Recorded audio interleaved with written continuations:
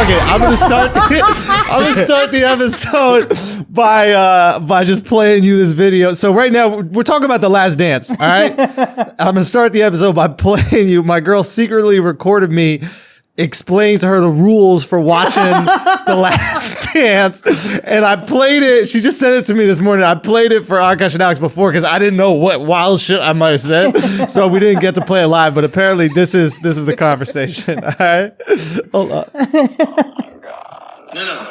At commercials, I'll answer all the questions. Remember, it's on ESPN, so there's going to be commercials, and there are going to be tons of fucking commercials.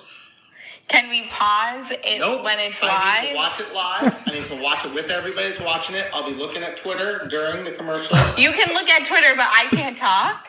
During the commercials. No, but we However, can I'm pause going to watch it. this. I'm going to watch it. But we could pause it for me to ask a question. No, we cannot. No, we cannot. I'll watch it at the studio. I'll leave right now.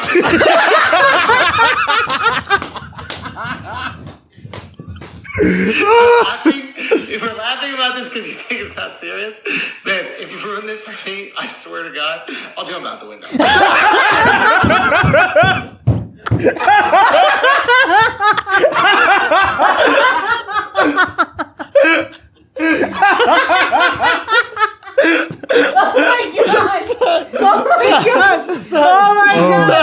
Son, I got so tight, son. I got so tight, bro. I got so tight. Oh my God. Because I could tell she was like nitpicking. I didn't realize she was fucking with me, right? I could tell she was nitpicking. Can I ask you a question? Can we pause? Pause. So I'm supposed to be a little bit behind everybody else watching The Last Dance. Oh my God. And I lost it and I said, I'm about to leave. We're going to the thing. I'm going to go to the studio. I was about to get on the bike and go right to the studio. I swear to God, I was going to watch the whole thing because I had just enough time. I started the argument around 8:15 because I knew that this could happen. And I wanted to lay the ground rules for watching it, right? She gets me all fucking riled up. I said, if you fucking ruin this, she stopped recording. But the best part, I thought, I got really upset. And I look at her, I was like, let me tell you something. I was like, Michael Jordan is the greatest athlete in the history of the world. This guy has 6 rings. You don't even have 1. Pay attention. Maybe you can learn something. I had to put it in terms that she would understand. Okay? Wow. You want to learn how to get a ring? Watch this man over the next 4 Sundays. Oh my God. Son, Oh that's my hilarious. God. That is fucking hilarious, son. Holy shit. I'll show the video. I'll send you the video. You can cut it right in. I don't give a fuck. And did you hear my voice with my girl mad high? This is Mad polite? Okay, babe. What I'm going to do is I got a white man voice. I didn't even realize I got one. I swear to God, I'll jump out the window. I'll go to the studio right now. So when she kept pushing back, like, so you can talk to Twitter, but you can't talk to me. The second I heard that, I was like, oh, it's going to be a thing. I'm going to have to explain things or whatever. a conversation. But ain't no time for conversation. It's the last dance, bro. It's the last one. It's the last dance. Ain't another dances after There's this. no more dances. After this, and then 8 more. Hey, I couldn't believe it, bro. I couldn't believe it. We almost got into a fight. Son, during it, I had to hit Vegan Bay with a couple bop-bop-bops. Dude. She's like, oh, boy, I was bop-bop-bop. I sounded like gibbity bobbity bibbity whoa. So, What's that motherfucker's name? Swing. fuck. I know it's a Shine song, but I forgot the fucking. That's what I said the Jamaica whole guy. time. Shit. Wait a minute. So Jerry Krause or Jerry Son, commercial. Yo. She couldn't talk unless it was commercials. That's the rule. You're getting ignored, ladies. If you're listening to this right now, and I'm telling you, this is very important because this story is told in a way where women will like it. So if you're listening to this podcast right now and you're a woman, you don't care about sports. Right now we're talking about The Last Dance, which is a Bulls documentary about their last season and also the seasons that preceded that and the drama, not their last winning season, if you will. But I thought it was a Jordan documentary only. We'll get to that later. But it centers obviously around the greatest player of all time, Michael Jordan. But it's not really about basketball. It's about the drama It's Real Housewives around the basketball. of basketball. Yeah. Really? Like, that's what it is. So if you're a girl, you're going to be sucked into this thing. Yeah. It's maybe the best way to get your girl into sports, have them personally invested. Like, you know how like 24/7 trick women into like in boxing? Did it? 100%. So 24/7, those documentaries on HBO, Oscar De La Hoya, these types of fighters trick women into being really invested in boxing because they're like, oh, he's a handsome guy, but also he likes his kids and he takes care of his family and they wake up in the morning and they run together, all that other bullshit. This could be that for basketball. Right. Son, I'm gonna say it right now. This is gonna win a bunch of Emmys. Like this is. Well, first of all, there's nothing else coming out. Yeah, in but 3 months, it's over. So well done, son. Oh my god. I have to Like I didn't know. You know the saying like, "Oh, you're on the edge of your seat and shit," and it's like just a saying. I was literally on the edge of my seat, like leaning towards the TV while watching this shit. So that's how fucking invested I was in this. It was. Let me tell you how great Michael Jordan is. What type of sneakers did you wear today? Jordans. Alex, what type of sneakers did you wear today? Jordans. Mark, what type of sneakers did you wear today? Fucking Canadian. I wore Jordans. You wore Jordans. You wore Jordans. I'm a 36-year-old man. There's no reason I should see something and be like, well, I want to wear my Jordans today. Right? Like, I understand when you're young, you watch White Men Can't Jump and you want to play pickup basketball because it's so fucking cool and you're a kid, you're easily influenced, right? But we are grown-ups. I didn't even realize I did it until I got here. Oh, really? In my mind, I was like, "Oh, Jordans look good with these sweatpants, whatever. Look like I can." No, it's The Last Dance. 100%. And when I got here, I was like, "Oh, I'm a sheep just like everybody else." Yes, you are. I can't wait to be. I was intentional. I was like, son, 100%. which Jordans am I going with? I Like, chose them last night. I chose them last night. Me and my girl were fighting, so I might as well look at what I'm wearing next time.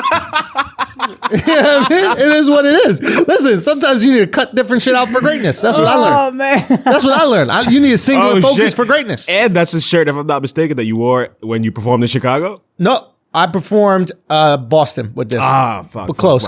I should have worn the other shit. Yeah, I got the Chicago- Rodman joint. That might Yeah. come out for the Rodman episode, Alex. We might have to quote. But Al, you got on your black, red, and white. Yeah, I had to wear the colors. Akaash, I don't know what you're doing. But Son, you might have to get the Jordan sneakers up and put them out here. I was talking to Bug. I was like, yo, I think I'm going to order his jersey from high school, college. Again. I was, Like, bruh, again. remember how Jordan? I was just thinking about this. Remember how Jordans were kind of played out? Yeah. They're dropping the 5s. I'm buying. Got and then it. I was like, I looked at your black 3s. I was like, I don't got cement 3s. What the fuck am I doing? Yeah. I need bread 4s. I'm back in the Jordan back in the game. game. son. We're back in the game. You know the craziest thing I saw? I don't know if this is true or not, but I want to get into the documentary. I want to get everybody's take on it, but a couple things I thought were interesting. The reason I was so excited, I'm sure the reason why many of us are so excited about this documentary is because Jordan was the ultimate competitor, Yes. right? The truest form of alpha male that has ever existed in sport, in my opinion. Yes. Right? And the impetus, the catalyst for this special getting made, apparently, this footage has been sat on for 22 years. Yes. Right?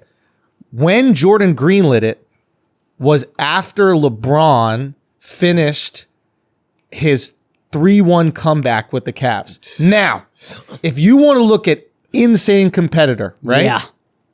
You know your legacy is the greatest to ever do it is locked in. Right. All of a sudden, LeBron does something truly miraculous. He comes back 3-1 against the best team ever possibly. Yeah. Right? This was prior to Right. Kevin Durant being there. But even If at the they time, win that game, they're 73-9 and they got the chip. They're the best team ever. that's the best team ever. Comes back and beats them. Everybody, ourselves included, start going, nah, LeBron is the best. He's the GOAT, etc. Jordan picks up the phone, makes a phone call. He goes, it's greenlit. Go make it. Let I've been motherfuckers know who the wondering- GOAT is. I was wondering if it was intentional because I was like, yo, this Has is to be. 23-year-old footage now? Son, has and to I be. remember Spike Lee like 10 years ago. I don't know if this was the footage, but he was like, we followed Jordan with cameras his whole last season. I don't know if he's actually involved in this, but he said, Right. we followed Jordan with cameras. We're going to put that movie out. This is 2008 or something. I've been thinking this was going to come. I was like, oh, I must have died. Yeah. Then all of a sudden it comes out. I'm like, why now? Yeah. Why now? That's fucking crazy. The GOAT. Ultimate competitor. 23 years later. Oh, 23 fuck. years later. Oh, 23 years after what? It's just 23. Oh, 23, 97, 98 season. Comes out in After his 2020. season, 23 years later. Wow. I mean, okay, where do we start? Where do we start? I can't even. I need to rewatch it to really like just gather everything. The first thing I picked up on is this motherfucker intimidates me.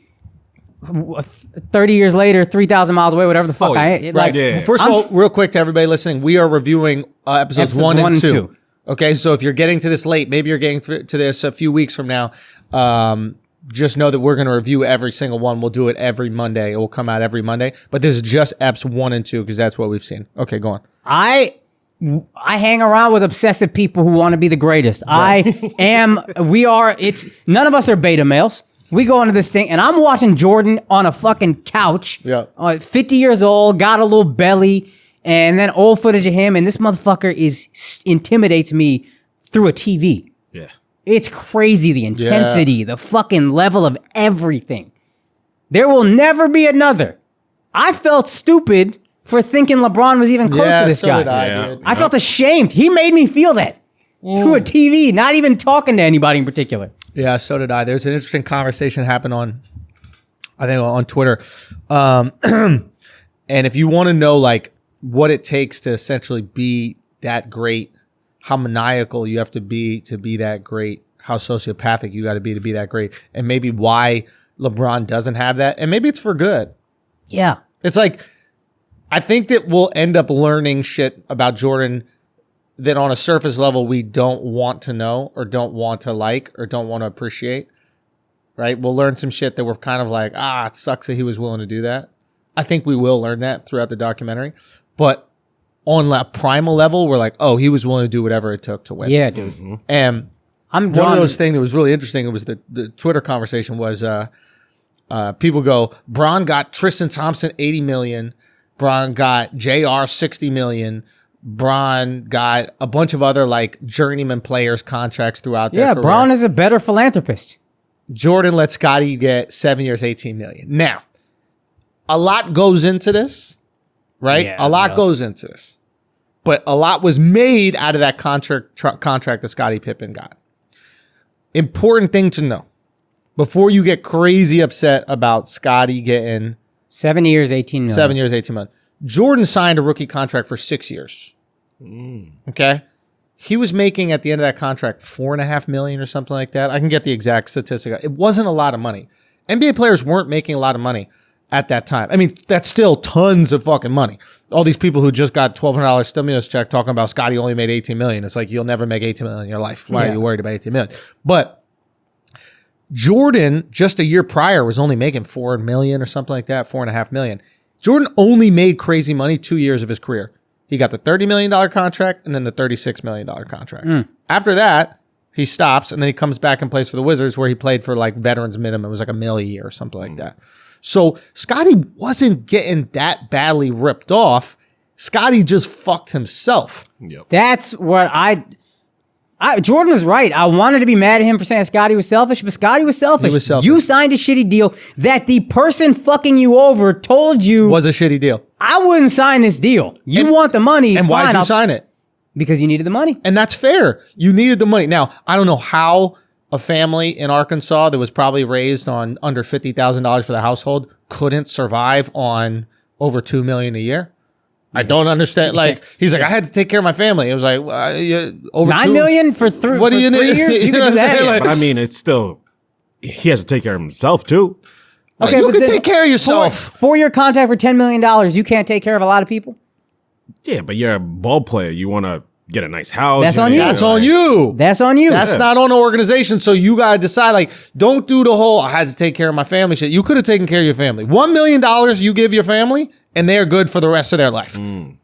Literally, for the rest of their life. They're fine. So I think we'll get into other discussions about this, but I think something is really interesting going on right here is like, they're positioning the Bulls organization, especially Krause. Krause is obviously the villain in the documentary, and you need characters in a documentary, but they're positioning Pippen as this player that was like extremely taken advantage of, right? And he wasn't taken advantage of because he agreed to sign the contract. Now, when you underperform your contract, you don't give back the money. Yeah. Yep. I mean, I'm a Knicks fan. I know motherfuckers who underperform their contract. And never once have they been like, you know what? My knee blew out. Can I give you back $10 million a year? Word. Yeah. Ever, right? Yeah. So if you Begging decide... Melo to fucking give away his trade clause. Fucking knee blew Begging out. him. Knee blew out. Begging him. Wouldn't do it, right? Knee blew out, I can have sympathy for. There's a lot of people who are like, you know what? My contract year, I was in the best shape of my life, and then I just haven't really committed like that since I signed. You guys should take some money back. We all know contract year players get huge deals and they're never that good again. That's right. Deion Waiters was in great shape when he needed that contract. Oh, wasn't he? Bro, I felt so little sympathy for Scottie Pippen. Right. You signed a deal that Jerry Reinsdorf is no hero. He's no angel. Yeah. If his story, which Scotty doesn't refute, at least in the documentary, is I told you not to sign this deal, don't fucking come crying to me if you sign it. That's it. You are warned up front. That's a wolf in wolf's clothing. Wolf in sheep's clothing, I could be mad at. I feel deceived. A wolf who tells me I'm a fucking wolf, yo, you sign this contract, I'm not letting you out of this. Yeah. This is your fuck up, and I will not have sympathy. And keep in mind, Scottie Pippen did not come from a Division I school. He signed this deal in 91, so it was a rookie deal. No, I know it was a rookie, Right. but I'm saying it's like he wasn't Scottie Pippen yet. Yeah. Right? He was good, but he wasn't one of the 50 greatest players of all time. Though. 89-90, they got their first ring. I'm pretty sure. So if he Can we signed look it that in up? Mark, can you look? 90-91, he's off. He's coming off a chip. Then he's a fucking retard. He's a fucking retard, we have yo. nothing. I thought he signed it. I think he signed it before. I thought he signed it before getting the rings. And can you look at So when he signed his 90-91, contract? he got the ring. My bad. Because if he signed it before, it makes complete sense. June 1991. Is what? When he signed the contract? So June is... Right after winning a ring. He would have won the ring. He's a retard. You shouldn't feel bad at all. You Yeah. shouldn't feel bad at all. You're a Coming fucking retard. off a championship. You're a fucking retard. I need to take care of my family. I'll take 7 years, 8. Get the fuck out of here. You're and let me taking care say of- another thing. Your first contract, you're taking care of your family. What are you talking about? Your family in, what was it, Arkansas? Yeah. Your family in Arkansas? You can't take your very family? What? It might have been 93. 93 what? That he signed the contract? No, 'cause it was a 7-year deal. He'd have been no. up in 2000. Yeah, And he yeah. left the team in 97-98. Go on. Everybody's mad at MJ. You made all this money. Basketball players didn't make all this money back then. You know why they made all this money? MJ. He lifted everybody's financial situation. We can get into that right now. Yeah. If you want. But like, again, people need to understand, and you can even look at the collective bargaining agreement. There was a time where I think the CBA said that the total salary cap for a team was like $12 million. Yeah, For a because team was the league 12 million. wasn't making money The league like wasn't that. making money. Now, so people want to look at the NBA, right? There's different phases. The Magic Bird phase, the reason why Magic Bird precedes Jordan, obviously, but then there's some crossover. But the reason why Magic Bird was so interesting is because that's when Fortune 500 companies came into the league. That's when it became legit nationally. Because before that, they wouldn't even play the finals live. They would tape it. Right. And then at 2 a.m. or some shit like that, 12 a.m, whatever, they would put it on. Right. Like, you can't even beat out fucking The Cosby Show. We're not doing this. Right. So that's national awareness. Celtics, Lakers, Bird, Magic, national awareness, and Fortune 500 companies. And that's important because when you get Fortune 500 companies to invest in the league, that's like a way of legitimizing the business in a Right. lot of ways. They're like, oh, this is a real thing. Right. They're not investing in highlight. They're not investing in fucking dodgeball, right? Right. But they're doing basketball. Okay, shit is there. Jordan makes it international. Jordan makes it a global game, right? He takes the NBA to a height that it hasn't seen since. That's what people don't realize. The ratings for the finals during Jordan's reign aren't touched now. We don't come close now. To be fair, is that because there's so many more channels? Say again? He was doing that in 91 or whatever when there was like 8 channels. Ain't nobody choosing to watch VH1 over the still, NBA though, yeah. Finals, fam. Like, you can have a million channels. It don't matter. When the NBA Finals is happening, sports fans aren't going, oh, but there's bowling on. No, but it's the same amount of my sports argument fans. is everything is going down. There's less sports fans because now you don't. A lot of us are sports fans because you got raised with sports. Like, that's what was on. That's what I'm watching. Yeah. If you got 400 channels and YouTube and all that shit, kids that are growing up now aren't going to be as into sports as we were. I disagree, and I make the argument that there's more people. There's literally more people that exist now. There's more people. There's more ways to watch it. More people, more global ways to watch. The sport is even more global now because of Jordan, and it still does worse And ratings. actually, to your point, Adam Silver's big thing that he's worried about now is people don't actually watch the games. They'll talk about it. They'll tweet about it. They'll watch highlights, but they don't actually sit down and watch the games. All right, so then there's other things that are going on here. Maybe people cutting cable packages, et cetera, whatever. But even if you go back to like the height of post-Jordan era, right, when people were super excited about sports, so Kobe years, all that shit is not fucking with the Jordan era. A big hangover after Jordan left. Huge. So it's like Jordan is the most iconic sports hero in history. You saw the parts where he went, maybe Ali, but it's really rare air globally. He went to Paris and he's a star in Paris. They don't even play basketball in Paris. That blew my fucking mind, dude. Think about this. How many French players were there in the NBA at that time? Zero. Had to be. One of the guys, when he was playing, I think in France, in the handshake line after the game, asked for his elbow pad. Asked for his wrist, but his elbow pad. Like, that's how you know you're on a different level. The guy you just played for, you asked for the thing he sweated in. Blew my mind. The guy that you just lost to. There was a body. There was that game, dude. I want to talk about that because that game stuck out to me as like so much there in that little thing where, first of all, he's playing a fucking exhibition against France. Right. And he goes out and gives it his all.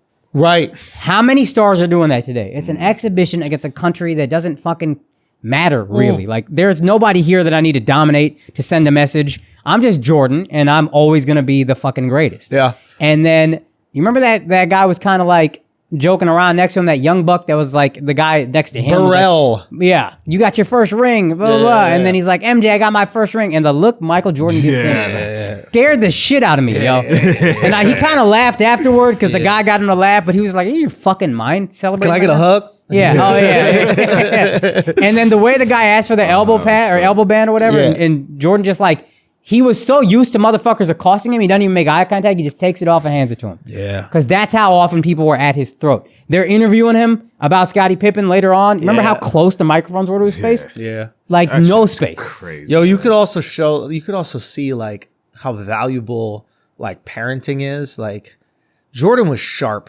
right? Like, and you saw like he's sharp, he's savvy. But when you heard his parents speak, they were you see where he gets it from. Oh yeah. I mean, like both mother and father. Mother smart, but like, wait, can we say this real quick? Go. She was a piece. Beautiful son. How Michael aging this poorly? Dolores was younger than him. His mom looks younger than him. Beautiful, Dead yo. ass, bro. Like stunning, bro. It was unbelievable. Shit, please, Jordan, don't come after Dude, me. it's crazy. Scottie Pippen's older brother looked like Candyman. I was like, who said his name 5 times Dolores in a row? got her real teeth. Scotty got veneers. Yeah. What the fuck? Scotty's yo? teeth look good, though. I'm not Yo, gonna this shit front. look He got the beautiful. best teeth. He spent all that contract on them fucking teeth. I only assumed they're veneers because I got insecure about my own teeth when I looked at his. I had to find a reason. I assume he had veneers because Charles Oakley probably knocked them shits out, slapping his little bitch ass around. That's why I signed that contract. Oakley was like, sign a contract. Yo, Oakley is a bully, son. That's Akaash. Oakley's an Akaash, bro. I swear to God. Dude, he slapped him in his face on TV with a video camera. That's a fight, bro. That's a fight, but you see right there why Scotty's the perfect sidekick. Because Scotty is a little brother. That's a little brother. You slap your little brother. You're not gonna do nothing. You're gonna laugh and be like, stop. Son, and Jordan. I know, I'm a little brother. I got slapped around. But Jordan was a little brother, and he's like, when you go blow to blows with someone you love more than anything in this world, that's when you like empty the tank or whatever it was. I wasn't sure the term he used, but like that's like the height of competition. That's when you're willing to fight someone that you love so more much. than anything. So if I'm willing to fight my brother, I'm willing to destroy any other team. Yeah. That's light work. Yeah. I'll take Danny Ainge out to play golf to see if I can find some weaknesses in him. Dude. That's what that shit was about. Yeah. Like he took Danny Ainge, the guy who played for the Boston Celtics. He was the shooting guard for the Boston Celtics. He's now the president, I think, or the GM for the Boston Celtics. But he took him out to play golf. Like, he is working you. Yeah. He's trying to find your weakness. He's trying to get you to cozy up to him. It was such a rich people flex. It was like, oh yeah, we played for a couple bucks. You know, there was like a lot of money on the line. Thousands. But every Scotty's whole contract. It's Jordan's second year, so maybe the Nike money was crazy. Yeah. But I was wondering, I'm sure they're betting a lot.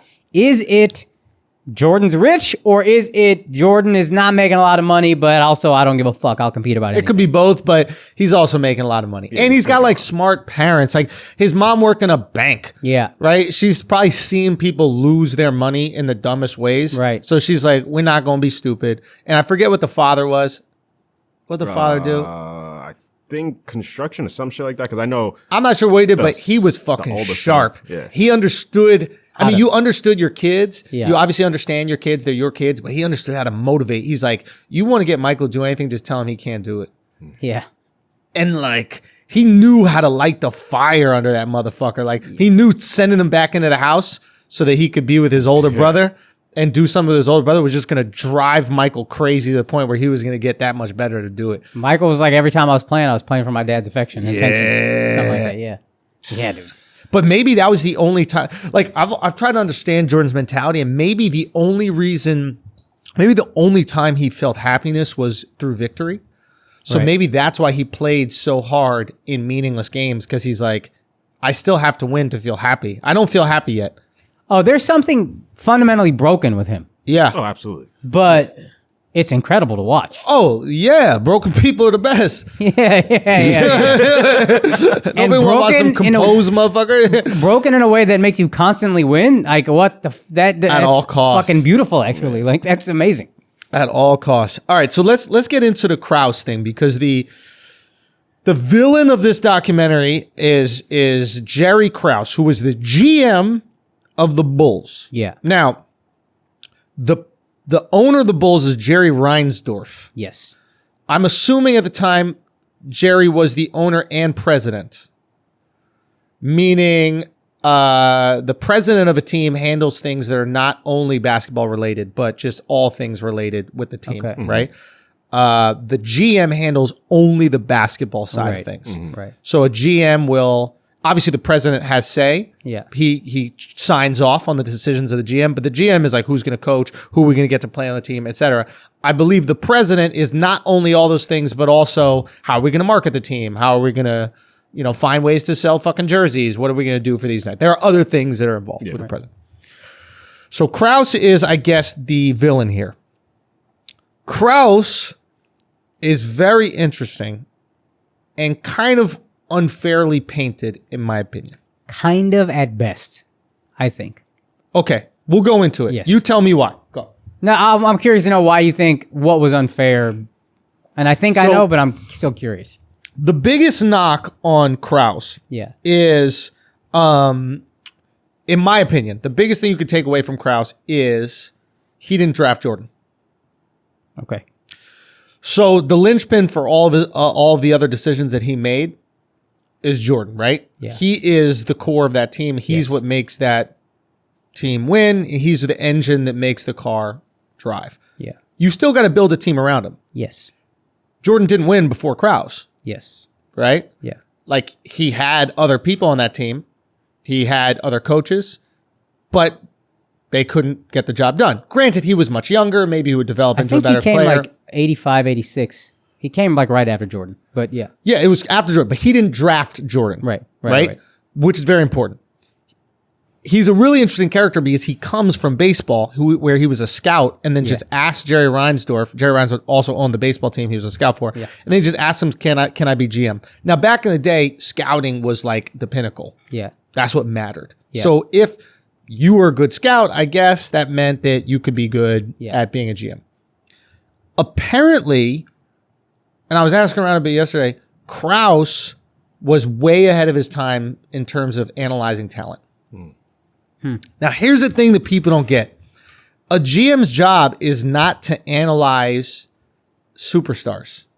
Anybody can say that Giannis Antetokounmpo is amazing. Yeah. Anybody can say that Michael Jordan is amazing. Yeah. A GM skill is in drafting, so you see it before they have it, and role players. That's the skill of GM, is finding role players that fit with your superstars. Anybody can tell you Shaq is going to do well, Kobe's going to do well, Kawhi's going to do well. Right. How do you find Ron Harper? Right. How do you get a 20-point per game score before he comes to the Bulls? Right. And know he's going to fit in that system? How do you find Tony Kukoc? How do you find Pippen? How do you make the trade for Pippen? Do you know who we traded for Pippen? No. One of the greatest players in the history of the game, Scottie Pippen, was traded for a guy we don't fucking know. Right? Seeing that talent. Yeah. Right? So he had an undeniable ability to find talent. He was one of the first guys to get into analytics, things that people do now.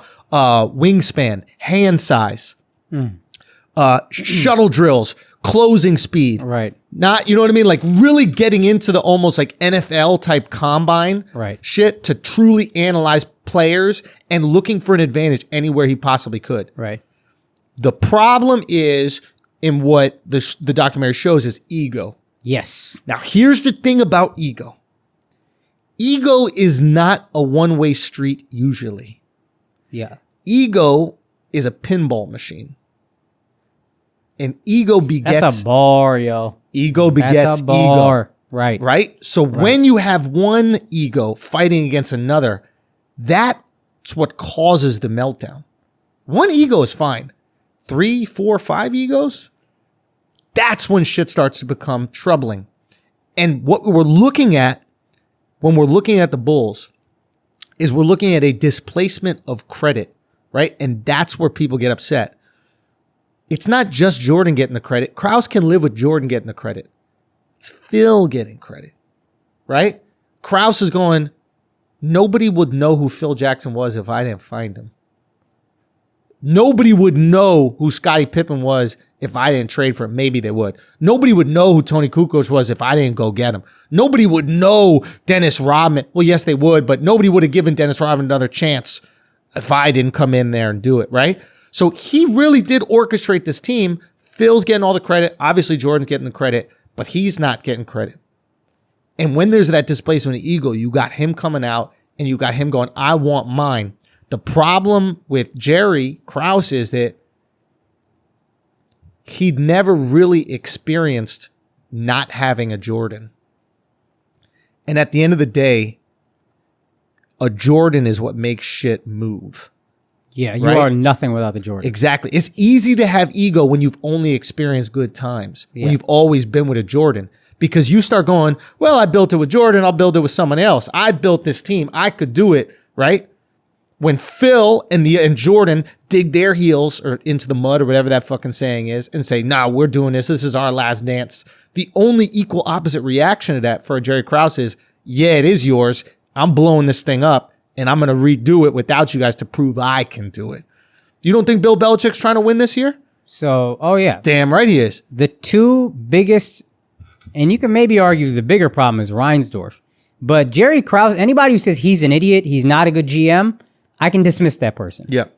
Your fatal flaw is, like you said, ego. If I make millions of dollars and build an amazing mansion, cool, I did that. If I burn the motherfucker down and lose all my money, I'm an idiot. Yes. I don't care if I made the money and got the mansion. I don't care if Jerry Krause put the places in there. Yes. You have won 5 straight championships and you tell the coach, you're not coming back. I don't give a fuck if you go 82-0. Yeah. You're not coming back. This is your last year. Yeah. That is pure ego. You're burning the house down. And for that, you are the villain. 100%. You just are the villain. Everything is a battle of egos. Greatness, if you're not as great as Jordan or Phil, and a GM in particular, greatness is saying, okay, I will swallow my ego. Mm-hmm. And if you can't swallow your ego amidst greater people with bigger egos, that's not a talent, especially not for GM, who by nature is behind the scenes. Is Phil and Jordan not great by that definition? Because they couldn't swallow their egos. No, but they're greater. If they couldn't swallow their egos. Michael's Phil greatness, kinda swallows no, but his ego. Son, Phil Phil doesn't. But my point is, he knows how to deal with ego. Hold on. Make your point, but Phil will swallow his ego for Michael because he understands this is the greater person in this. right. But if you're saying the greater goal is to win, and that's what greatness is about, then Phil would have swallowed his ego. I'm just saying by that definition, Phil would have swallowed his ego with Krause, and he would have kissed the ring a little bit. No, you can, but the more of the onus is on the person who is less great. That's the least crude, or like that's the only way I can Who think of it. decides greatness, right? Because Krause is going. Well, technically, there's no Phil without Krause. Yeah, that's cool. So Krause is going, I'm so great. I found this diamond in the rough that nobody wanted. Yeah, and that's your flaw.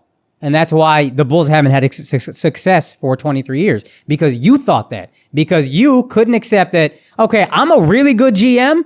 This is the greatest coach ever. I found the greatest coach ever. Right. I get what you're saying. Yes. And it's easy. I think it's easy for us to look back in history and go, well, that's the truth because Phil went on to the Lakers and he had success with the Lakers, et cetera. And Krause really did nothing afterwards, right? But in the moment, you're Krause, all you know is greatness and winning, right? You must believe in that moment that you're the shit. The same way Tom Brady is going to Tampa Bay and going, all I know is winning. I'm going to go to Tampa Bay and I'm just going to take this team of people I've never played with and we're just going to bust everybody's ass. And Belichick is also going right now. Thank God we got Tom out of here. He was the weak link. I'm going to get someone in here and we're actually going to fucking win this year. Yeah. Right? So you have that. You carry that ego and rightfully so. So when he's looking at Phil, he's going, he ain't special. Jordan's doing all the heavy lifting here. I'm the one that decided to put Phil here and all these players that Jordan's working with. Just do what the fuck I tell you. Why can't you kiss the ring? Everybody who's wrong thinks they're right in the moment. But here's the thing. If in history, Phil went on to just continue to lose and Jerry went on to win, what would we be saying? Oh, Jerry was right. So in the moment, we don't know what's going to happen in the future. We just got to operate with the egos they have. If we're analyzing it, you're right in terms of history, but let's analyze how they're feeling in the moment because their behaviors are dictated not how the future is, but how they're feeling in that moment. I can empathize with the feelings that make a person wrong. Right. The fact is, you were wrong. Right. You know what I mean? Like, I get his mentality. I can empathize with understanding. Yo, I fucking found Phil. Who the fuck is Phil without me? Who is he? How's he greater than me? I found him. You were wrong. Dead ass. You were wrong. No. Again, we're not discussing right or wrong. We're discussing the reason for actions in the moment. Right. So in the moment, Jerry was right. I don't think so because it's almost like if it's not broke, don't fix it. He's assembled a great And a team. GM's right. So it's like he could step away. He should know, like his ego should be like, hey, I know that this is me. I don't need the approval of people telling me that this is me. And as a GM, Right. Here's the thing, real quick. Yes, understood. But there is a give and take between everybody, right? And maybe Phil wasn't giving Jerry the credit that he needed. And if Phil is as savvy as we think he is, and he's all about Zen and this, that, the other, maybe the smart thing would be for the dynasty is to give Jerry some of that credit. If he was truly egoless, it would be Phil's not egoless. Phil's, and I know he's never, not. I know he's not. What I'm saying is the smart thing. If we're talking about how to maintain the dynasty for so long, right? Let's say and I'm not like this, but let's say I was like the all-seeing eye, right? I go there and I go, hey Phil, you know what Jerry needs? Jerry needs you to publicly go, hey, none of this would be here without Jerry. Jerry Krause, he got these players. He did this, man. What a fucking guy he was. Gives him that little nibble on some credit. And then all of a sudden, life is good between Jerry and Phil if we're thinking big picture. If I'm Jerry Reinsdorf, the owner, and I'm smart, I'm not going to Krause. I'm going to Phil. And I'm going, listen, you know what this fat, short guy needs? He needs a little credit. Can you throw him a bone in an interview? Hey, Mike, do me a favor. This guy's talented. He's going to find players that we didn't know were skilled, right? He's going to truly find guys, and I think that he has skills. Is he as important as you guys? No, he's not. But you know what he wants? For that shit to keep going, he just wants a little fucking nibble. Just give them a little fucking nibble. I think you keep it together if you do that. I get what you're saying. Fine. I wish they went into that a little bit more. I think they might. I think also though, point I want to make, if you're the GM and you are by nature behind the scenes, like the greatest GM is going to be egoless in the sense of like, I'll let them have theirs. I don't need the credit as much. In the same way an actor can get all the credit, but it's a guy behind the scenes making a lot of magic happen. That guy behind the scenes is understanding, I got an ego, but his is more important to him. I'll feed his. Who won the championship last year? The NBA championship. Toronto Raptors. How many people know their GM? Great GM. Pulled off a Kawhi trade. Got great role players. Right. Not many people know his name. We know Masai. Right. The president. Right. I don't know the GM. I would also make the same argument, which was if you look at the coaches that have won championships in the last few years, they're all what? Egoless? First year coaches. Okay. So if I'm a GM, I'm going, coaches are meaningless. I'll just throw anybody there. Yeah. And then I'll win a championship. If the reason you're doing it is I'm not getting credit, that not saying that's the reason. What I'm saying is as a GM, you're going, I could just put a first year guy with no skill in there and they're going to win a championship. Coaches are really just about who the GM chooses to execute the GM's plan, and the coach is willing to do that is going to win it no matter his skill level or time doing it. If you are a GM of the Warriors and you're looking at Steve Kerr like, you just took Mark Jackson's team and you just won a championship with it and you tweaked some things. It's not that big of a deal. Right. Maybe you could be right. If Steph Curry says, I'm not playing for another coach, you're here. He didn't just throw out Phil when he made that move. Yeah. He knew beforehand, I am getting rid of Phil and the guy we know now is the greatest player of all time. Right. And then his number 2, who he loves more than anybody, I'm already trying to get rid of this guy, Scottie Pippen. Right. So you are burning the whole thing to the ground and banking on, I can rebuild all of this. And the bigger problem than him is Jerry Reinsdorf to side with the fucking GM.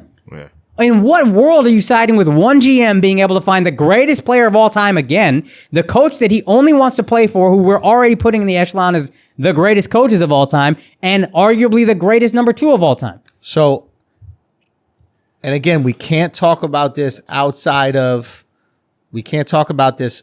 given what we know. We have to talk about this given what they know in the time. Sure. If you're an owner and a rookie GM, the guy who just came in, completely flips around your franchise, granted you have Michael Jordan, but you don't know what that means, right? I think as an owner, you're going, well, Michael Jordan's eventually going to be done. But I can have this GM here that built this fucking team and got this coach out of nowhere and got all these players to come play, and he figures out how to use tall white guys like nobody in the NBA figured out how to use tall white guys, like the Bill Cartwrights, the Bill Wenning, the Luke Longleys and shit like that. Like he could figure out all this shit. I think I understand the business decision of trusting that guy's instincts, because that guy's instincts have worked. I think we're both right. Like we're both sides are right in equal points. But like you can't really decide who's the worst or who's the bigger ego. Like they No, I'm not saying both people that. surrendered to ego, it would have. It's bad on everybody, and I'm not saying that what Krause did was right. I just think that people underestimate how valid his feelings were in that moment. Mm-hmm.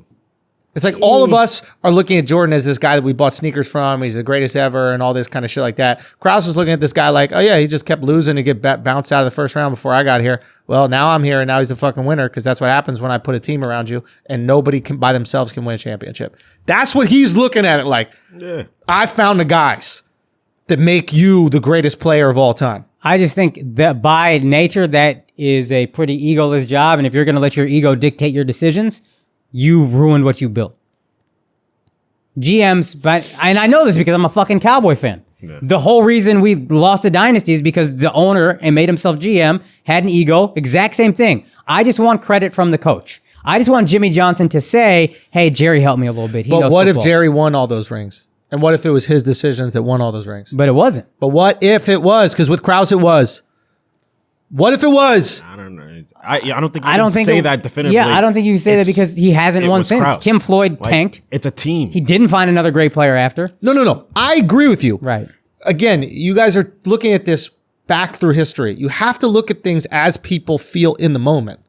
My point is about the egos. Yeah, we're talking about My point is, if you're a good GM, you got to step back from the Everybody got fucking ego, right? Everybody right now has people in their DMs, right? All of us have people in our DMs telling us how great we are, telling us how amazing we are, telling us how nothing would operate without us, right? That's what we all have. Yeah. And we like to believe that a little bit. We listen to those fucking things, especially when we're feeling down and we're feeling a certain way. We listen to that shit, right? And we all overvalue our importance, right? Because in the moment, we're really going, oh shit, I fucking got this, right?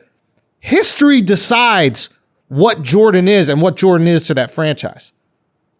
We know it right now, but it's easy for us to know it. Nah, in the moment, coming off your 5th title, you know that he's the best player in the world. Yes, you do. Ever. Yes, you do. But you also have to make decisions for the future of your franchise. And if Jordan doesn't want to play after this next year, he's already left once. Maybe there's rumors he's like, man, I got a year or two left.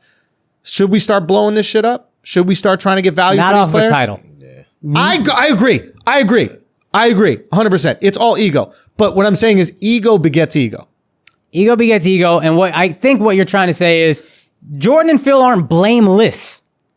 Jordan, Phil, Pippen, like Everybody deserves some blame. everybody got ego here. The majority of the blame, I think, still falls on Krause. I don't want to talk about too much more because we've already gone so much, but I think the majority of the blame still does lie at his feet, especially if you're winning titles, let's just ride this motherfucker till the wheels fall off. Let's let him go. And the second he loses, he's out. Fuck this guy. The second he loses, I'm firing him. Yeah. Then, okay, your ego got in the way. Who knows what could have been, but you won 6 of the last 8 years, 5 of the last 7 years y'all were together. Yeah. 5 of the last years you had Jordan, you won. Right. Let's go. Let's just keep going. Look, I agree. Yeah. The thing is, Jordan is the rare talent here. And obviously everybody knows this. It's an easy argument to make. But without Jordan, none of the other things work. Without Jordan, Scottie Pippen is not one of the 50 greatest players of all time, in my personal opinion. That's of course. Now, with him, he is. Yeah. I don't know any other player out there that exists like that. LeBron can make people better. But which one of LeBron's teammates are the 50 greatest players of all time? Dwayne Wade was there when he got there. He was already that.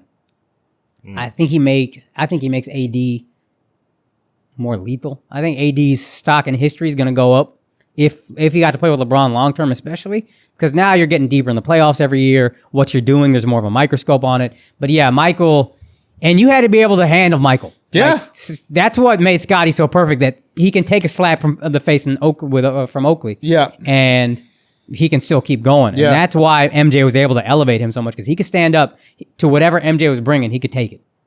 Yeah, but he didn't seem like scared. He didn't seem scared of Jordan, and Jordan doesn't seem like he doesn't baby brother him. No, Jordan has like a lot of respect for Pippen, like a lot of respect. I mean, he did something corny. He was like, "That's why I think he's my best teammate ever." It's like, yeah, no shit. Who's better? Luke Longley is better. Like you didn't have any other teammates. He Tony did say Kukoc? one thing though that was like, there is no Michael Jordan. You can't say Michael Jordan without saying Scottie Pippen. I think that's his way of really giving it up. Like he's trying to give it up. Yeah. And he always really tries to give it up for Scottie. I think he put Scott. I bet if you watched the 10 years before that, he put Scottie through some shit. But I think when you're seeing him at this point, they've won 5 straight. This is the guy. Why are we not seeing it? And you never see him criticize Scottie. You never see him yelling at Scottie, even when he's being critical of the way Scottie handled the arrangement when he was like staying out or choosing to get the surgery during the like Jordan could have leaned the fuck in. He could have been screaming during practices. He could have been screaming to the press and all that kind of shit. Even in the interview when you're watching him, he's like, man, he did something selfish, but he didn't trash Scottie. He loves Scottie. Yeah, he really appreciates Scottie. Maybe Jordan knows how great Scottie was. Maybe I'm wrong. Maybe Scottie would have been higher on the list of 50 greatest. And maybe he knows Scottie sacrificed his own greatness so that they could win all those championships. I remember when Jordan was retired, Scottie Pippen I think he was the MVP of the All-Star game, I think. He was dominating. He took him to the conference semifinals. Semis or the conference finals? I think they lost to the Knicks, actually, the year the Knicks lost to the Rockets. Then you guys knocked them out, and I'm pretty sure the conference semifinals. No, he took him to the conference finals. I say he saw his importance when Pippen was sitting out from the injury and how much they were struggling. Yeah. Like that right there shows like, oh shit, I need this. They opened the season 0-4 on the road. I need him. Yeah. It's not like he's just a good role player. No, I actually need him to win. Yeah. And they also said like and whose ego gets fed off of that as well? Pippen's. Scotty's. Krause's. Yeah, you can't do this without the pieces I give you. Okay, you can't do this without the moves I make. Okay. You like it when fucking John Paxson hits a jumper? Yeah. You need shooters around you because they're gonna double you in the final. You know what I'm saying? Like, but anyway, but go on. What were some of like the funny memes or shit like that you saw online about this? Did you see anything? I didn't see any that were particularly. I saw like a couple of funny ones, like the Blazers fans, how they felt for them picking Sam Bowie over Michael Jordan, like just like the crying memes and all that type of stuff. It's the Jordan crying meme. Yeah, and then so when you realize Pippen in his prime would have got that full stimulus check. That was decent. Yeah, that's funny. Okay, so Jordan's effect on the league, right? Yeah. This is the craziest thing that I think people don't realize. It's like, and why Jordan's ego, I feel like he's humble. I feel like Jordan, even as huge as his ego is, he's actually humble because everybody is getting paid because of Jordan now. He changed the world. Son, yes, he changed the world. I'm just talking about basketball players. I'm just talking about LeBron James. I'm talking about all of his, like, Scottie Pippen. I'm talking about Charles Barkley, all of his friends and all that kind of shit. Like, You can act like you're his contemporary. He's looking at you and he's like, I made the CBA increase the salary cap 3 times. Everything that you get is because of me. You're all eating off of me. Not only is the Bulls organization, everybody around you is eating off of me. You got sneakers because I got a sneaker. And that was what I was going to respond with when they said, like, LeBron got Tristan Thompson $80 million. No, Jordan got Tristan Thompson $80 million. Jordan got LeBron $1 billion from Nike. Jordan made every dollar you make possible. Like, I think Magic had a sneaker, and I think Bird had a sneaker. Yep. But I don't know who the fuck Chuck Taylor was. Was he a basketball player? Some white guy, probably. Was he? I don't know. Charles Taylor III or some shit like that. Some shit, right? So it's like, but Jordan had the signature shoe, and now you see the signature shoe. Yeah. Right? This is something that happened. To put perspective into the amount of money that's been generated, I think last year Jordan brand made $3.6 billion. Nike basketball made $1.8 billion. What? Son, Jordan's lasting legacy, this is the thing people don't realize. We'll remember Jordan as a basketball player. His lasting legacy will be Jordan brand. It will be basketball sneakers. The kids now that are watching this documentary. Son, that's crazy. Son, the kids now that are watching this documentary, the kids in college don't even remember Kobe's heyday. That's the thing people don't realize. Like, Kobe and the Lakers with Shaq, the three-peat, happened in 2000. That's 20 years ago. If you're in college right now, you don't remember Kobe's greatness with Shaq. Yeah, you don't remember the Lakers dynasty. You weren't alive for the Lakers dynasty. You weren't alive for it, dude. How fucking nuts is this? So Jordan brand is going to be the legacy of Michael Jordan, not Jordan the player. That's why this documentary it's actually better that it dropped later. First of all, we're more interested in documentaries in general. Yes. Second of all, every kid they never saw Mike play. You can watch his games on NBA Classic, but it's like, how into a game can I get when it's this low definition ass quality? Yeah. And there's no stakes. Whatever. Then you watch this and you're like, oh, that's what everybody was talking about. And also, it's cool for us because we take for granted how transparent LeBron is now, how transparent Kobe was. Yeah. Everybody got Twitter. Everybody's talking to you all the time. In the 90s, there's so many stories in that documentary I never saw because we didn't live in Chicago. So many of those little snippets you just saw on Chicago local sports or whatever. Yeah. And Sports Center, if you had cable, but then you got school and all this shit. Like, it's all getting in the way. I love the moment with the 2 little kids. They were like, oh, our parents asked, do we want Christmas gifts or to see the Goals Bulls? Michael Jordan. It's like, that's great fucking choice, white crazy. kids. Yeah. Yeah. That's crazy. Yeah, there was I love what they did, like the way they positioned Jordan in the documentary. We'll get to criticisms afterward. We can close up with criticisms, but I love how they positioned Jordan. Like when they put famous people in the pictures, the chirons that they use for them. A chiron is like the description of the famous person. So it was like Barack Obama, resident of Chicago. Yeah, former resident of Chicago. Yeah. Former resident of Chicago. Bill Clinton, former governor of Arkansas. Yeah. Right? Now, they did that because Bill Clinton was going to see Scottie Pippen play for University of Central Arkansas. That's what they was at the time, bro. Yeah, they were like, how does this person relate to the place in which they were? So Obama was a resident of Chicago when he was watching Jordan. But that's how you know Jordan's greatness. You have 2 former presidents in episode 1 of his documentary.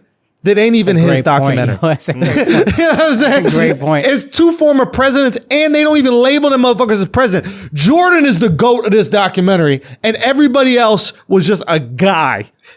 Everybody was a guy. Yeah. Right? There's just a part of this fucking ecosystem that was thriving off of what Jordan was. I mean, oh, dude. I remember watching this one part of it, and like everything started to make sense for me in this one part. It was a part about his minute restriction. Okay. Yeah. So he got to play 14 minutes a game, and they would usually play 7 the first half. 7 and the only reason they made that compromise is because Jordan had an injury that he's supposed to sit out the whole year. Yep. He has to go do rehab in North Carolina, and then he just starts playing 5-on-5. Yep. Comes back, tells them, Yep. and they're like, "What the fuck? You're not playing in games." And he's like, "Nah, I'm playing in games." And he just causes such a fucking ruckus that they're like, "All right, fine, we will give you 14 minutes a game." Yeah. From complaining, he got 14. Yeah. That's why he got 14. Now go ahead. And to keep it clear, the only reason they did this is because they wanted to tank so they could get a lottery pick. Okay. Right? Like that's why they did it. Right? They're like, okay, this foot is fucked up. He's healed. He could come back and play, but we might as well just take the season off and get a lottery pick. Yeah. Probably genius move by Krause. I don't know who they end up getting with that pick. Maybe it is Scotty. No, it's not Scotty that year, I don't think. I don't know who it is, but they end up getting not a lottery pick, but they get a better pick because, they barely eked into the playoffs, right? They got that 8th seed with 30 fucking wins. Yeah, They went 30-52. That being said, Jordan makes playoffs. This is what's really interesting. What he basically said to the coach was, he goes, yo, just put me in at the most important times of the game, and I'm going to try to eke out victories, and I'm just going to go ham for those 7 minutes at a time or 10 minutes at a time or whatever the fuck it is, right? When I was a Knicks fan and the Bulls were just destroying my Knicks, Yeah. the most terrifying point of the game was 8 minutes left in the fourth quarter. Jordan would rest at the end of the third, and that rest would continue into the fourth, and then he would come out at around 8 minutes left in the fourth quarter, and then he would just go berserk. Yeah. And I remember being fearful. It didn't matter how much we were up. When Jordan enters the game, he can do whatever the fuck he wants, and you're just trying to survive for 8 minutes. And I'm watching this documentary. I'm going to go, oh, that's where he learned how to do it. He had 7 minutes left. He said, put me out in the most important time during the games, and I'm going to attack relentlessly. I'm going to attack relentlessly, and I'm going to try to get our team to win. And I was like, oh my fucking God, that's where he learned it. That's where you learn the 7 minute nonstop, put up as many fucking points as you possibly can. Not saying he didn't know how to score already, but that's where you learn the time is now. This is the only time I have to affect the game, and I'm going to do it in this short spurt. And I don't give a fuck if my teammates don't touch the rock. This is time for me to touch the rock. Yeah. And I was like, oh, that's why you fucking destroyed my Knicks over and over again. You know what's crazy is we sleep on. He's like one of the most athletic players, whatever. He's in the same way LeBron is a physical freak. Yes. Jordan is right there. Like there was a highlight they showed of him in UNC where his head hits the backboard when he blocks somebody's shot. Yeah. That's fucking insane. Yeah. There was a shot they showed specifically when they're talking about how powerful he was, where he's just stretching and you look at his quadricep. Oh, yeah. And you're like, what the fuck is that? Is that a horse? Just looks like all muscle. Like, Yeah, that shit was it's fucking legit crazy. like looking at a horse, dog. Yeah, and it's so rare that people that are that physically gifted learn the other intangibles of the game. Yeah. That's the thing that's crazy, right? Is because oftentimes great shooters never learn how to dribble because you don't need to. Yeah. Why would I need to dribble and get to the basket if I could just pull up and shoot? I'm good. Great dribblers never learn how to shoot. Why would I need to learn how to shoot if I could just cross you up and get to the basket? Right. He's the cross section of both of those things. He's a guy who developed an amazing mid-range jump shot because that was the shot of the time. Yeah. And he could get to the basket at will. He was unstoppable, unstoppable force. And he was met with an unstoppable coaching force in Phil, who was not only genius with the X and O's, but learned how to motivate them. I thought it was so fucking brilliant that Phil found a way to create a chip on their shoulder after they had won with Jordan 5 straight championships. Yeah. Not 5 straight, because I guess Jordan came back halfway through that one season, but they had won 3. Then Jordan comes back and they win 2 more. And they already have the greatest team ever, 72-10. They already have greatest team ever, right? You have no motivation at that point in time. Yeah. You've already won enough. Jordan's motivated, but everybody's like, yeah, we're used to winning. I accomplished my dream. I have money. I have success. I have all these things. And Phil finds a way to create a chip on their shoulder. They're the underdogs. Again, people are going to the season of course they're going to win. I mean, it's Michael Jordan. Whatever team Michael Jordan's on is going to win the fucking championship. That's how it works. And he constructs this device, the last dance. There are bad guys out there. The organization doesn't want us to win.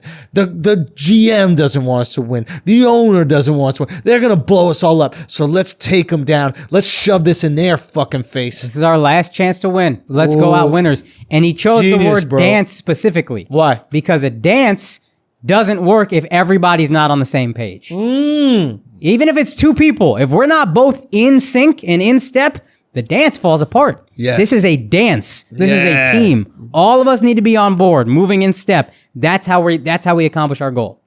I don't know if he said that in the doc, but I think he might have mentioned it. But the word dance was that was a very specific word. Criticisms. I feel like I need to watch it again because the first time I'm literally just kind of scared watching the fucking thing. Jordan's a killer that's going to jump through the screen. Yeah. And it's just so intense and I've been waiting for this for so long. Yeah. And so I didn't grab on to any real criticism that I have. What was yours? I don't like that it jumps around in timeline.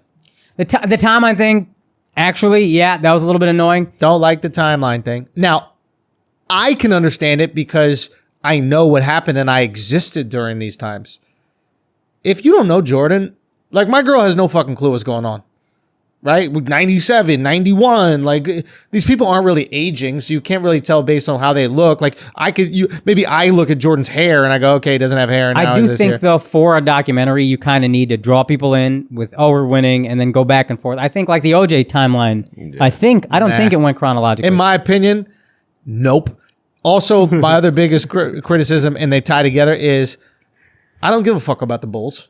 I don't give a fuck about any other player. I don't give a fuck about Scotty. I don't give a fuck about Paxson. I don't give a fuck about Bill Wennington. I don't give a fuck about none of these motherfuckers, right? I don't care about Rodman's story. I don't care about any of their fucking stories. What I wanted, I feel a little bit bamboozled. I don't want a Bulls documentary. I don't even care about your last season. A Bulls documentary. I thought it was Jordan doc. Everybody's calling it the Jordan doc. Yeah, I did too. I didn't know. We called it the Jordan doc. Yeah. He's all over it, right? Jordan agreed on the footage. Jordan, right? What I want is the life work of Michael Jordan. I want you to start, and I don't care if it's 40 episodes. I want you to start in college, and I want you to take me from college to the final season. Don't talk about the Wizards, but I want you to take me that final fucking shot that he hits to seal it. Game 6? Yeah. Game 6 against the Jazz.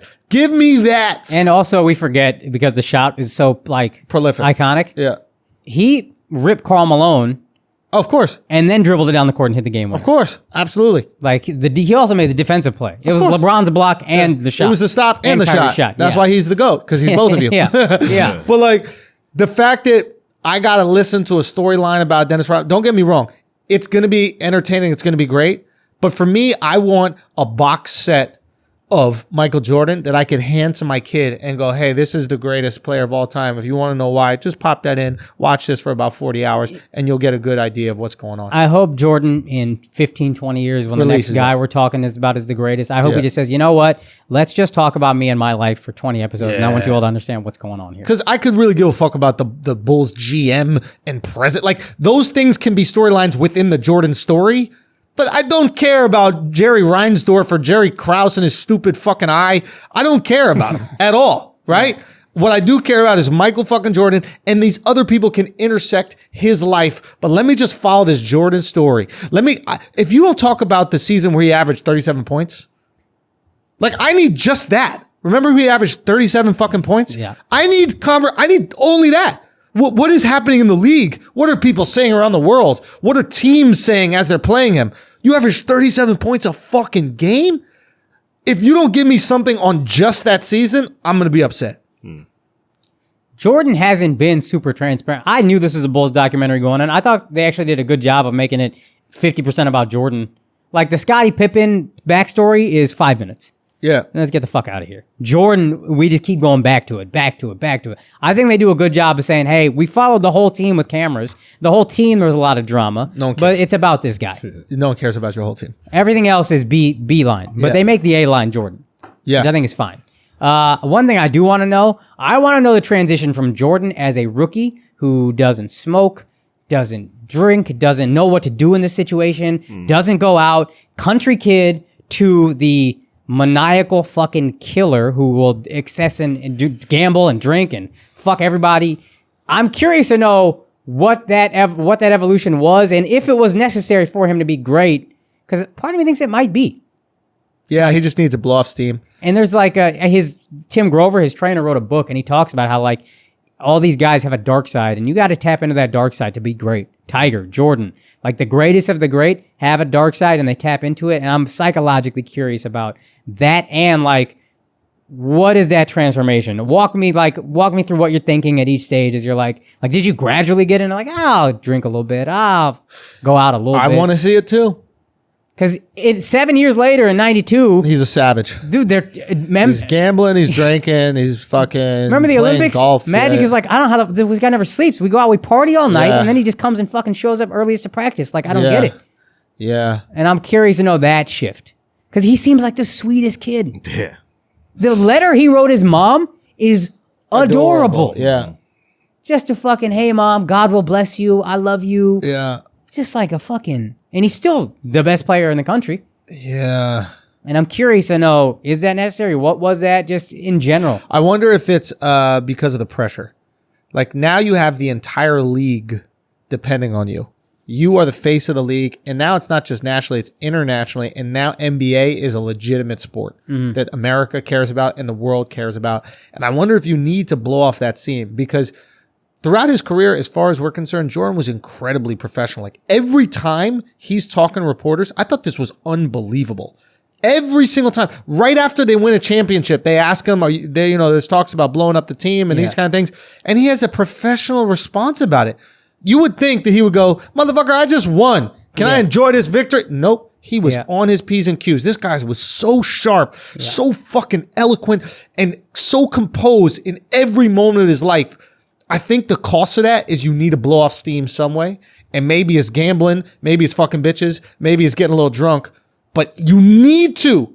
It's like, I think there's a reason why every time we see Dave Chappelle, he's shit-faced. Yeah. Like, I've never seen Dave Chappelle sober. Yeah. And I think the cost of being Dave Chappelle is paid through numbing that pressure with either weed or alcohol or smoking cigarettes nonstop. Like, I think that's what it is, man. I really think when you have that much fucking pressure, dude. Yeah, I'm just curious to know because that motherfucker is a killer. I want to know. I want him to talk about emptying the tank. Like, there are guys that empty the tank. Few people know, like women who have kids understand what it is to like use every single ounce of your being to like go through pregnancy and like push out a child. Right? Yeah. They understand what it is to empty the tank and you get a fucking human being. And I think certain athletes can empty the tank. Kobe could empty the fucking tank. Jordan, I think, was the epitome of empty. Ali, empty the tank. Right? LeBron can do it. No. I think he can. I think Game 7 against the Celtics where he played all 48, he can do it on occasion. I think Game 7 against the Cavs. Yeah. Occasion, it can happen. It's not a whenever I want to empty. Yeah, he can't tap into it when he wants to. Yeah, I think, or he might be afraid to. Like the Cavs season when like his mom was getting stroked out by Delonte West. Like he couldn't empty the tank, right? Delonte emptied his, right? But Jordan was struggling, right? Yeah. Not Jordan, but LeBron was struggling, right? I want to know the cost of emptying the tank. Like, I want to hear Jordan go, like, every time you empty the tank, you lose a little bit of that tank for good. Like, every time you go down to 0 on the power bar shrinks a little as well. Like, I wonder, like, how many Tour de France's can you fucking do? You know how you hear, like, people go, every Tour de France you do takes a little away from your life. I haven't heard that. Yeah, they say, like, you lose years of your life doing a Tour de France, right? Now, who the fuck knows? Like, you also gain years of your life because you're in such great shape that you're going to be able to deal with these things. Doesn't matter. But I'm curious, like, what does it feel like to completely empty the tank? And, like, what is the cost of that long term? I think we're seeing the cost. I mean, he looks terrible. He fucking looks shit. Like, his eyes look horrible. Always looked like jaundiced, like yellow. Why are they yellow? Yeah. Bro, I don't know. I can't explain that. I don't know what the fuck that is. Because I thought it was jaundice, but it's like, nah, he's still alive. His liver is he talks in working condition. Like he's fine. He seems like he's fine, but there's something going on. Yeah. And he's taking care of that drink. That drink is tall and it is brown liquor. And throughout the interview, that shit goes down. Yeah. Oh, okay. I was like looking at it. Filling it up. I thought it was just always full. Nah, like, there's I never saw it go down. Like there's a shot where it's low as fuck. Yeah, I was looking at that shit. But I'm just curious about that. Like, guys really can fucking empty the tank. Because I remember even like playing ball growing up. Like, I always felt like I could give more than you. You know what I mean? Like, I was just willing to just give more. I'll sacrifice more. I'll be more exhausted. I'll do whatever it takes until like to quit. Like, I thought I could, that's something I could control. Right? And I want to know the extreme of that. Yeah. Like, what is it like when you have nothing? Yeah. Like, when people run marathons and shit to me, it was never impressive. Right? Because I was like, all right, it hurts. All right. So it just hurts. And then you know. You know what I mean? Like, I don't know, like my girl runs and my dad runs, but like, I'm like, all right, so you're in pain. Like, you deal with that. It's not that impressive. So it's not like really not. You just deal with it. Like the only ones I'm impressed by are the ones who like make good time running a marathon. I'm only impressed by the swimming one. Oh, the triathlon, something That like shit. Yeah. The Iron Man where you do all three? Yeah, that shit is Biking's stupid. You get to sit. Swimming is the one that impresses me because if you stop, you die. Oh, okay, I see your point. You could drown. Like when you stop running, now you're standing. Right? Like the second you stop running, you're chilling. Yeah. But swimming, you could die. So that one is always super impressive, especially when they're open ocean. That one, I'm like, oh boy, you can't empty the tank swimming. You cannot do it. The cost of emptying the tank swimming is death. You can empty the tank running. You see motherfuckers stop running and they fall down and there's nothing left. I need Jordan to explain that. And when he emptied it the most, who he gave everything to. Was it the Pistons? Like who did he have to dig the deepest to beat? They might talk about, because in this year, Bill Simmons wrote about it back when he was with ESPN years ago, and I always remember he talked about Game 7 against the Pacers. Yeah. I'm pretty sure him and Scotty, he's like, you just looked at them, they had nothing to play for, but they're exhausted, like their hands are on their knees, which you almost never saw from Jordan, just looking wiped out. Yeah. And the only reason they had to win was we just can't lose. There's nothing, we got 5 championships. And that might have been a game, and it'll get talked about throughout this thing, so I'm curious to know if he did feel like he emptied the tank. If he did, is he willing to admit it? Did he feel like, though this is a Game 7 in Indiana, like this ain't necessarily, I'm pretty sure it's Indiana, and this ain't necessarily going our way. I don't think it was at home. But like, I'm curious to know if that was the game where he was like, I had to fucking give everything, man. I just hope we learn more about it. Yeah. I want to know what's going on with Phil Jackson. Because they kind of just brush over that. It's like, yo, this is your last season. Why? Phil offers very little. That was one thing I noticed. Phil offers very little in his confessional. Yeah. That's like one criticism actually, now that I'm thinking about it. I remember being like, Phil, it's like you're intentionally not giving us much. Phil is an interesting dude, and he is filled with fucking ego, man. Phil's got a lot of ego. I mean, that's why he got ran out of New York, and I respect Phil's decision. But he basically was like, I make the decisions, not Dolan for the Knicks. Yeah. And Dolan was like, no, my spies make the decisions. Steve Mills, who was going to be forced to work with you, was going to really make the decisions. He's just going to be here. And he was like, I'm out. You choose me or Melo, I'm out. And this happened to him as well with the Bulls. Right? He got his ego. Krause, I guess, wanted him maybe to do certain things, trade certain players, make certain moves, kiss the ring. He didn't want that shit to happen. Yeah, and I respect it. I hope they explain that. That's what I want to know. But Phil is like, how do you break up the best team? Well, here's the thing that people don't realize, right? It's like the NBA's changing, right? Positions are starting to evolve a little bit. You're getting a Scottie Pippen type of guy who's like long, right? And Kind of positionless, right? But you also have to look at the other people. Like, who was their point guard? Ron Harper. Ron Harper was long. So Krause is redefining basketball a bit. I know it seems like I'm stroking Krause, and I'm doing it a little bit extra because everybody's going to shit so much on Krause. So I'm trying to like balance a little bit. But like Ron Harper was what, 6'4", I think. 6'4", probably, maybe 6'5", but like legit kind of tall, long, right? The tall white guys that they would get, right? The Luke Longleys, the Bill Wennington, I think his name is. Bill Wennington, Bill Cartwright. And Bill Cartwright, right? Like, they've kind of found a way to use useless tall guys. They traded Oakley for Cartwright. Yeah. But they kind of unskilled tall guys, but they could kind of pass the ball. They were like skilled, but just weren't that good. They figured that out before any other team in the league figured it out. And that was a huge advantage because it worked perfectly in the triangle. Once other teams started to figure out, it was easier to compete with them. See, I was also going to ask you, do you think they got the personnel to fit the triangle? Because Brian Shaw was the point guard in LA. Point guard isn't incredibly important in the triangle, but I do think you need to be able to defend longer. The passing big man is important in the triangle because they'll have the ball. Yeah. You know who was a great passer? Shaq. Yeah. Underrated passer. Yeah. Right? Yeah. So the passing big man with decent ball handling so they could move because it was a pivotal position. But the big point guard was great for defensive purposes too. Now you don't have some like 5'11", 6-foot point guard who's good at like dribbling and can like create offense. No, the offense can be created by Mike, and we're going to pass the ball around here. But now I got another 6'4" with massive wingspan. I got the most skilled player in the NBA. That's it. I needed to be able to defend anybody. Exactly. Switch. I dare you to switch. Yeah. Now you got Ron Harper on you. Yeah. Before you had a guy 6'6", now you got a guy 6'5". Yeah. Good luck. Yeah. When you switch and John Stockton's on you, bully ball. Yeah. Not saying John Stockton wasn't a great defender, but still, it was really brilliant what Phil did. And I was thinking, why did he know how to use these tall guys who were kind of skillless, if you will. And then I realized, oh shit, that's what Phil was. God bless his soul when he played for the Knicks and he won them championships. Yeah. He was the tall, kind of useless guy. Long as fuck. Long as fuck, scrappy, could defend, rebound. You know who else could do that? Every big man he ever had. And Dennis Rodman. Yeah. Yeah. Dude, putting that together, call it Phil or Krause, but getting a guy on that team who was going to try his fucking hardest, rebound, defend his ass off, but didn't need touches.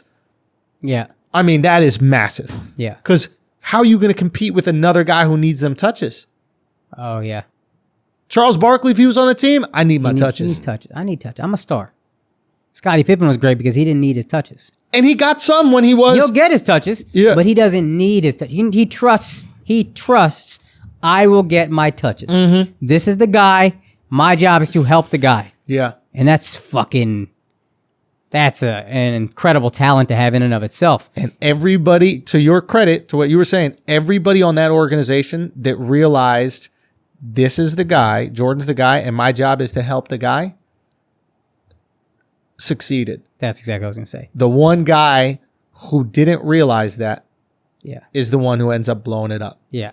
But at the end of the day, you need a Jordan for success. Now that Jordan can be Kobe, it can be Kawhi, but you need that to get to the fucking promised land. Yeah. And the guys on that team that were willing to sacrifice their ego, and there were moments where they didn't. Pippen came out, right? And he's like, no, I want my contract. I'm going to get my surgery. He had his ego flare. He tried, he acted up, etc.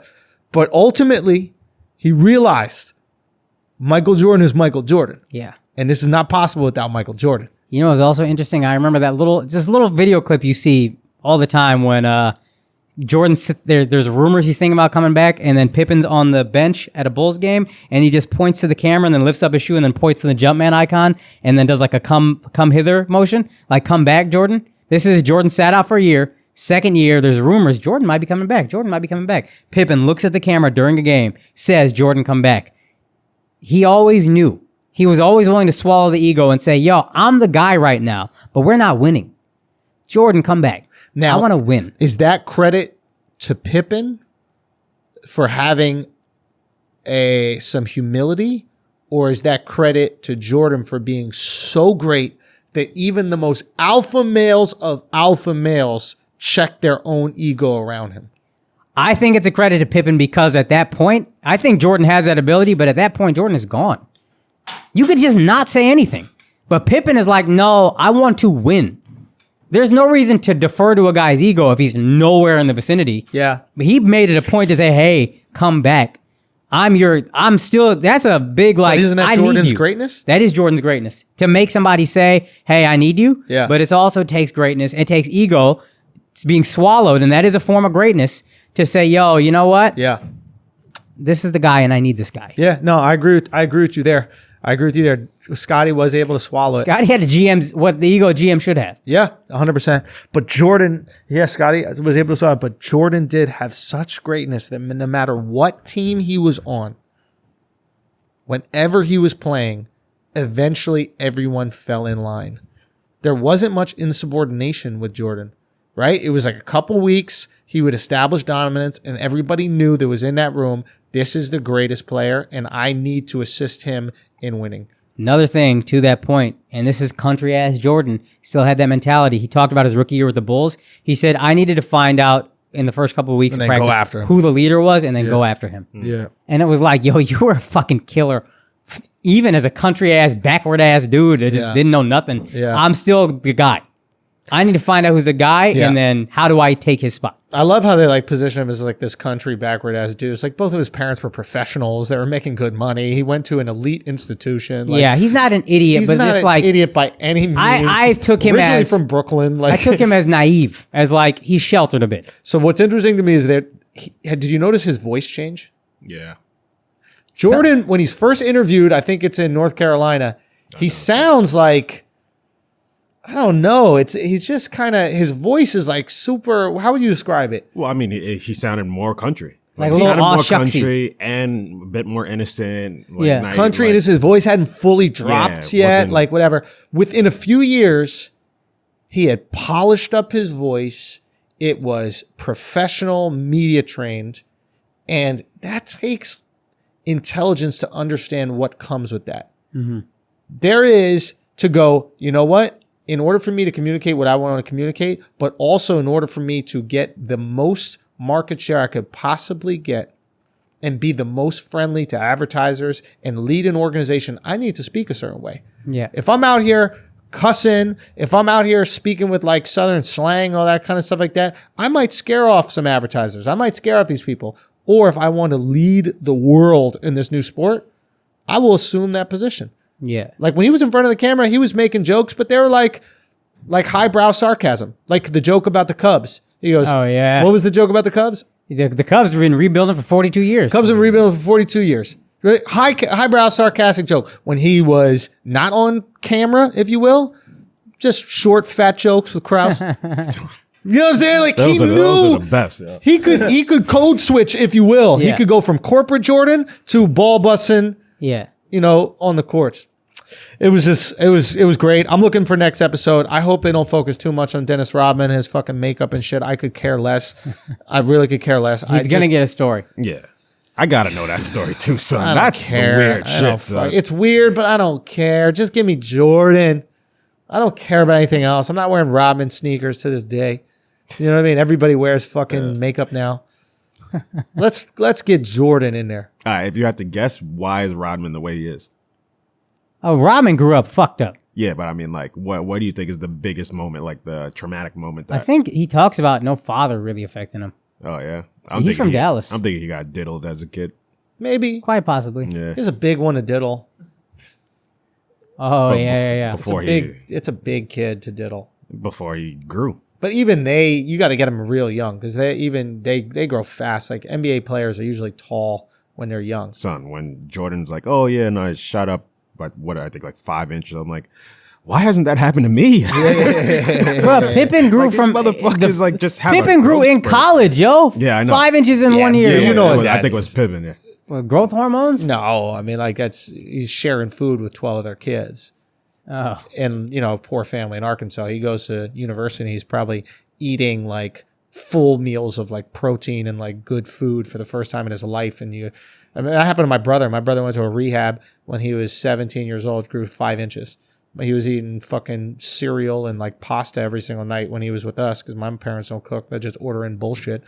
And he goes and eats vegetables for like a straight year. He grows 5 inches in a fucking year at 17 years old or 18 years old. Fuck. Food changes shit. Scottie Pippen, if he probably ate good shit his entire life, would be 7'2".